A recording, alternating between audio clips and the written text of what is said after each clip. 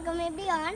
আজকে আমি মুরগিকে দেখে ভয় পেয়েছি, ও আমাকে ভয় দেখিয়েছে, এই জন্য আজকে আমি ওকে ধরতে পারি।